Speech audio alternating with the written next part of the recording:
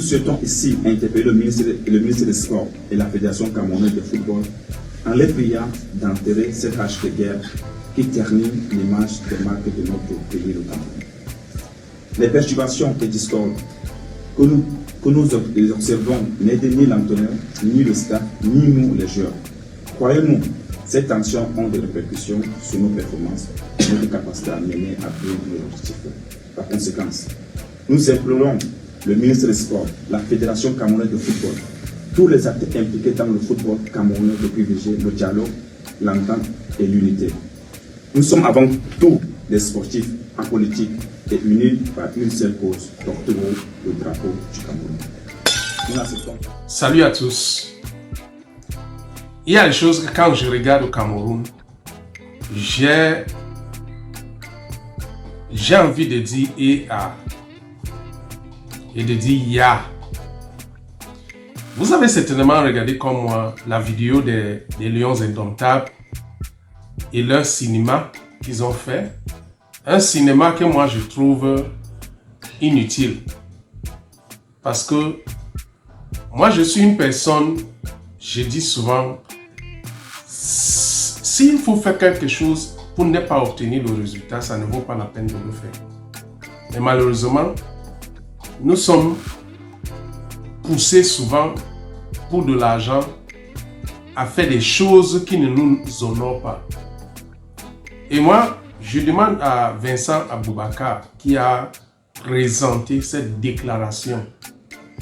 Vincent Aboubakar, quand toi-même, après 15 ans, après 20 ans, quand tu vas regarder cette vidéo, tu seras content de toi-même? Je ne pense pas que non. Je sais que vous avez été poussé, manipulé contre Samuel Eto'o et contre la FECAFOOT. Mais vous oubliez qu'aujourd'hui, Samuel Eto'o est à la FECAFOOT, mais il ne sera pas là éternel. Vincent Aboubakar, toi, tu pourras être demain le responsable de FECAFOOT comme Samuel Eto'o est là aujourd'hui. La question qui se pose c'est, est-ce que tu vas accepter que la vérité ne triomphe pas? Parce que quand tu demandes aujourd'hui, à travers ton discours, que le ministère des Sports et la FECAFOOT enterrent la rage de guerre, est-ce qu'il y a véritablement une rage de guerre? Non, il n'y a pas. C'est pourquoi je trouve cette déclaration inutile et insensée. Mais on a compris à la fin qu'en effet, vous avez été payé pour faire votre part de déclaration sur la candidature de Paul Biya. Parce que tout ce que tu as dit à la fin là, comment Paul Biya a toujours été présent, c'est faux. C'est une propagande qui n'a pas sa place.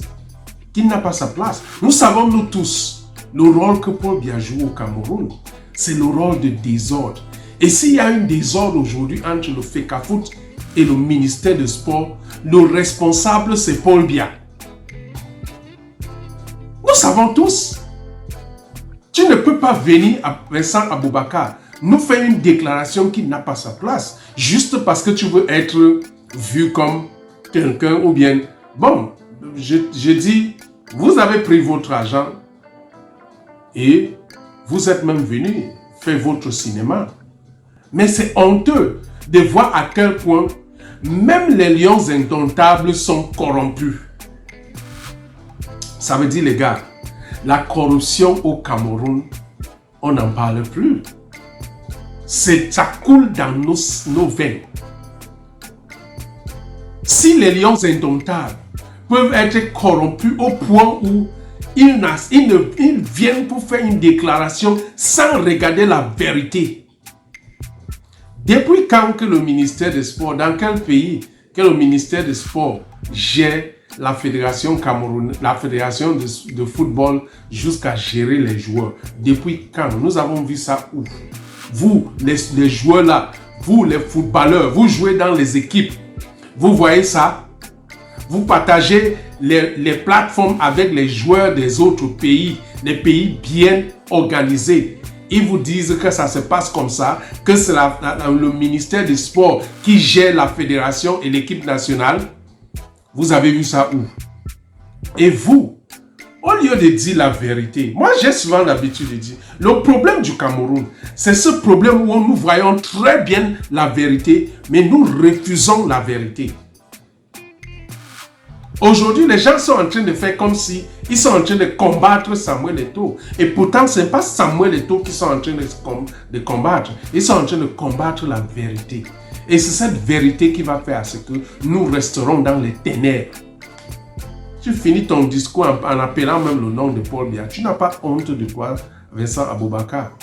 Heureusement même que tu étais incapable même de regarder l'écran quand tu lisais ce discours qu'on a écrit pour vous donner. Quand les personnes eux-mêmes écrivent les discours, on voit. On connaît tout le montage qui se passait.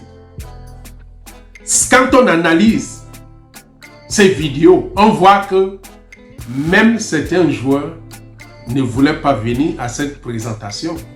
On comprend automatiquement.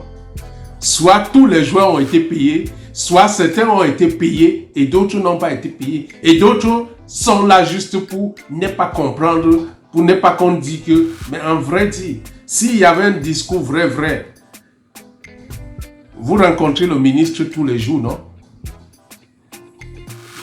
Vous rencontrez le ministre tous les jours, le moustachou qui a décidé de créer le désordre avec le soutien de son président, le président Paul Biya.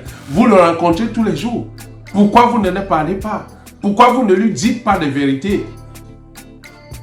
Vous rencontrez Samuel Eto'o tous les jours, non? J'ai compris. Ce n'est même pas pour enterrer la rage de guerre, comme vous dites. Mais c'est pour soutenir le président Paul Biya, le tout-puissant qui travaille pour le pays. Mais vous avez échoué. Vincent Aboubakar, regarde-moi très bien, vous avez échoué. Parce que cette année 2025, qu'il pleut, qu'il neige, le président Paul Biya va partir avec toute sa bande de voleurs. Vous voulez pas, ça va arriver. Honte sur vous, Vincent Aboubakar. Honte sur toi, André Onana. Tu penses que ce que tu fais là, tu vas faire à Manchester United? Commence déjà à préparer ton sac. Parce que tu as oublié que tu es dans un club où l'intégrité compte le plus.